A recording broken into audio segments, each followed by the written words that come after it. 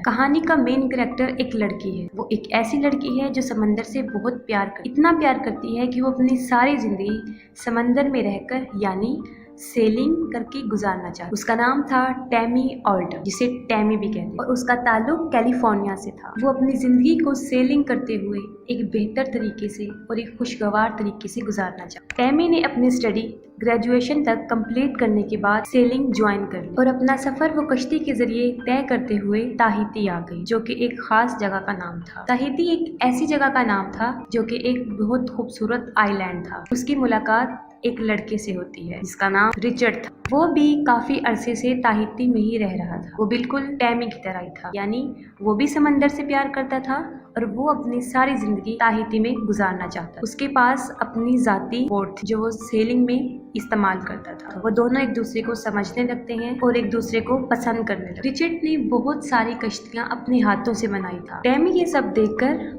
काफी मुतासिर होती है और वो उससे सारी बातें पूछती है जब वो समंदर में होता है। रिचर्ड यहाँ पर बहुत पुराना था, मतलब वो काफी अरसे से यहाँ पर रिहाइश पजीर था। टैमी को वो जगह बहुत पसंद आती है और वो सारी जगह को देखना चाहती है। रिचर्ड टैमी को समझाता है कि जैसा उसको नजर आ रहा है वैसा कुछ भी नहीं है। वो जैसा सोच रही है वैसा कुछ नहीं होता, मतलब जितना अच्छा उसको नजर आ रहा होता है हकीकत वो नहीं होती। वो उसको बताता है कि यहाँ पर कुछ इतना खास नहीं होता। रात को बहुत सर्दी हो जाती और दिन में सूरज की तपिश स्किन को काफी नुकसान पहुंचाती है। और समंदर एक ऐसी जगह है जहाँ पर इंसान को नींद नहीं आती। वो कॉन्टिन्यूसली जागता रहता है और उसको इसके साथ भूख भी बहुत ज्यादा लगती है। और अगर अकेला शख्स समंदर में रह जाए तो उसको ह्यूसिनेशन महसूस होने लगता है, मतलब जो कुछ होता नहीं वो इंसान को नजर आता है। रिचर्ड ये सब कुछ इसलिए बता रहा था क्योंकि वो अब इसका तजुर्बा हासिल कर चुका था। इन सब बातों से दो चार हो चुका था, मतलब वो इन सब को झेल चुका था। वो बताता है कि यहाँ पे सबसे खूबसूरत चीज जो मुझे नजर आई है वो शाम को सूरज का डूबना होता है। कि जब शाम को सूरज डूब रहा होता है तो वो मंजर देखने के काबिल होता है, बहुत खूबसूरत होता है। वो कहता है ये ऐसे जज्बात और फीलिंग्स हैं जो इंसान अपनी जुबान से बयान नहीं कर सकता। फिर हम देखते हैं कि उन्हें एक दूसरे से मोहब्बत हो जाती और 6 माह तक वो दोनों एक दूसरे के साथ एक ही बोट में रहते। उनकी जिंदगी के दिन ऐसे ही गुजर रहे होते। फिर हम देखते हैं कि कुछ अरसे बाद रिचर्ड के कुछ पुराने दोस्त जिसका नाम पीटर और उसकी वाइफ क्रिस्टीन उससे मिलते हैं। वो लोग भी कैलिफोर्निया से यहाँ पर आए थे। उनकी अपनी जाती बोट थी जो कि बहुत खूबसूरत थी। उन लोगों को यहाँ से इमरजेंसी जाना हो।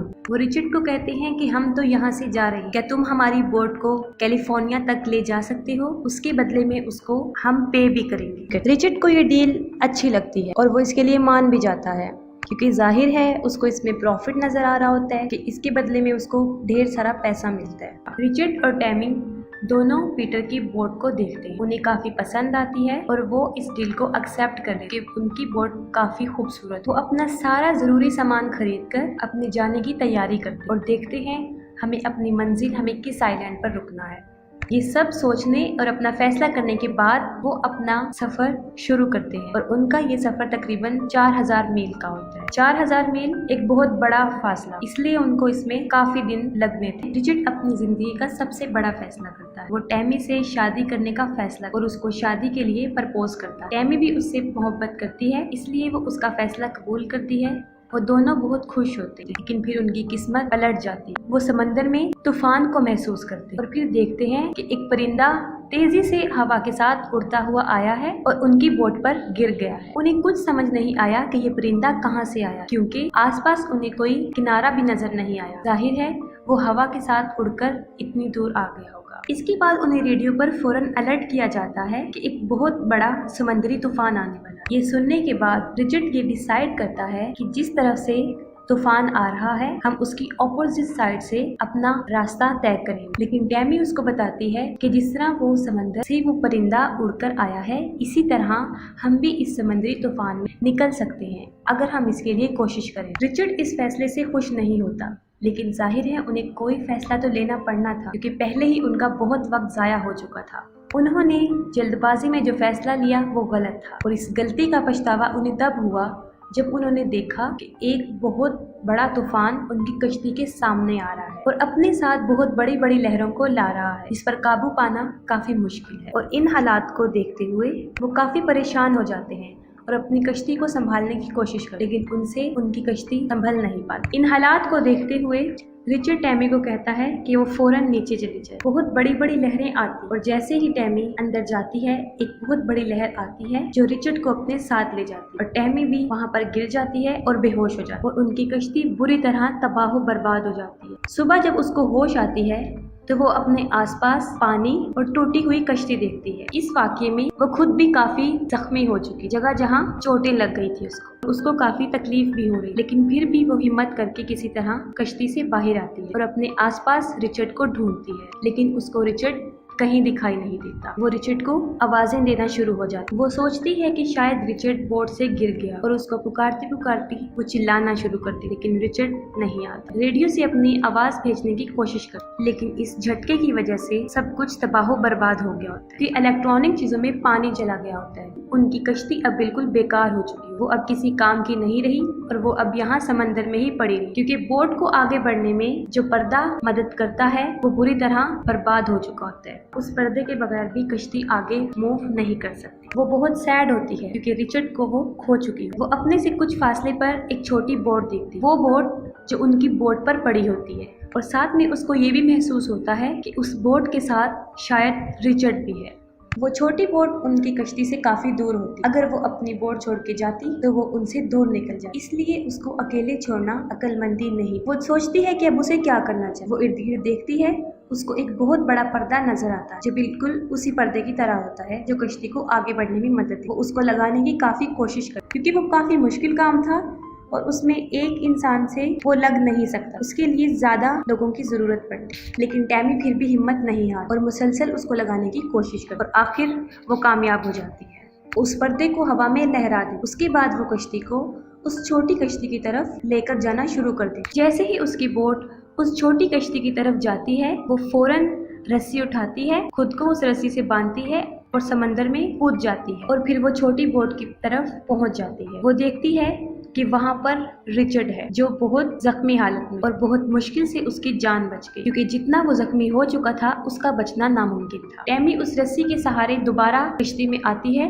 और रिचर्ड को भी साथ ले आती है। वो उसको बोट में लिटाती है और वो देखती है कि उसकी टांग पे काफी गहरा जख्म है, लेकिन इससे भी ज्यादा खतरनाक बात ये थी कि उसकी सारी पसलियां टूट चुकी, लेकिन फिर भी उसकी जान बच जाती और टैमी को हौसला मिल जाता कि अब वो अकेली नहीं, अब उसके साथ रिचर्ड भी वहाँ मौजूद। वो काफी उम्मीद होती, वो जख्मी पांव पे पट्टी करती है और उसके बाद वो सोचती है कि यहाँ से कैसे निकला जाए।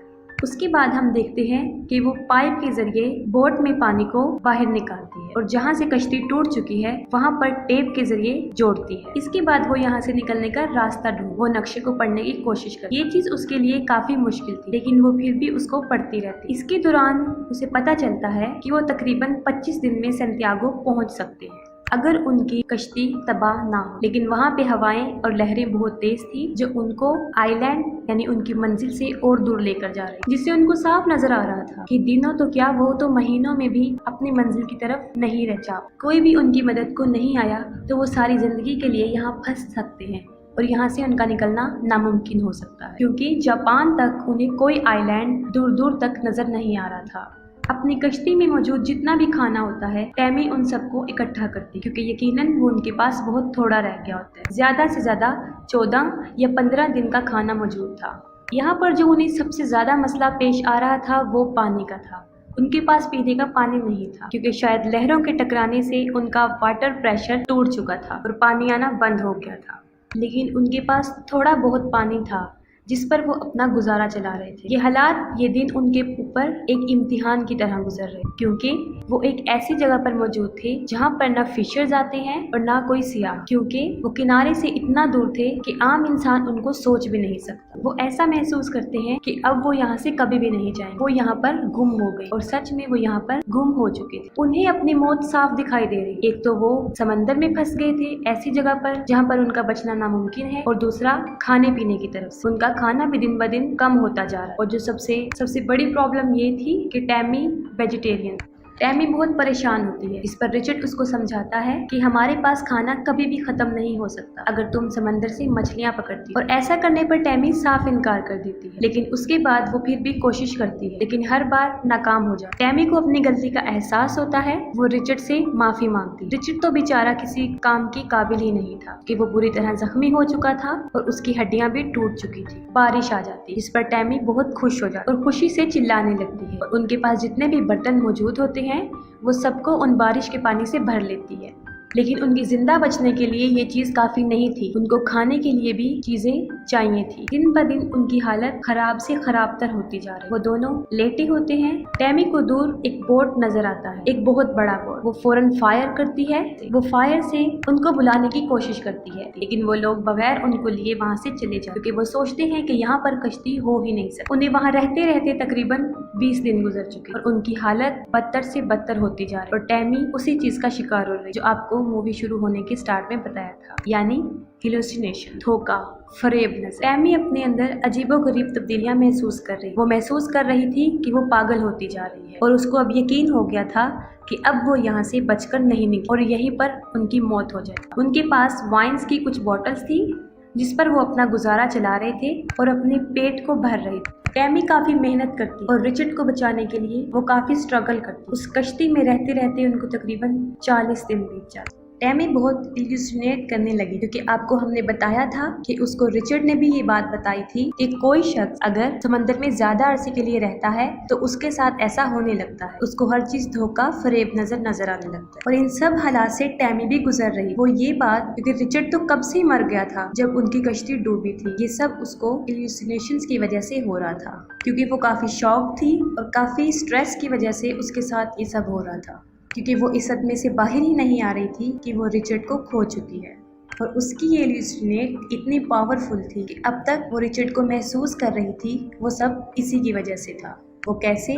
क्योंकि जिस रिचर्ड को वो महसूस कर रही थी असल में वो था ही नहीं। वो खुद से अकेले में बातें करती रही और उसको लगता था कि उसके आसपास रिचर्ड मौजूद, क्योंकि वो रिचर्ड से प्यार करती थी। और इस बात को एक्सेप्ट करना काफी मुश्किल था कि उसने रिचर्ड को हमेशा के लिए खो दिया। और 40 दिन गुजर जाने के बाद आखिरकार उसको यकीन आ ही जाता है कि अब रिचर्ड नहीं रहा और अब वो अपने इमेजिनेशंस की दुनिया से बाहर आ जाए। काफी मरतबा हम फिल्म में ये देखते हैं कि वो रिचर्ड को महसूस कर रही होती, वो देख रही होती है, लेकिन हकीकत में ऐसा नहीं हो। लेकिन उसकी किस्मत अच्छी थी, उसकी जिंदगी को एक और मौका दिया था और वो देखती है कि एक बोट उससे थोड़ी दूर की फासले पर है, उसकी तरफ आ रहा है। इस बार भी वो गन से फायर कर और फिर उन लोगों को पता चल जाता है कि वो वहाँ पर कोई मौजूद है। और इतने दिनों के बाद, इतने नामुमकिन हालात में, जो मैं शुरू में आपको बता चुकी, वो बच जाती है। वो तकरीबन वहाँ पर 41 दिन तक रुकती है। एक काफी लंबा अरसा समंदर में रहना काफी बुरा एक्सपीरियंस हो सकता है और उसकी जान बच जाती। और ये बहुत सच्चा वाकया है, बिल्कुल हकीकत पर मबनी। इसके बाद भी टैमी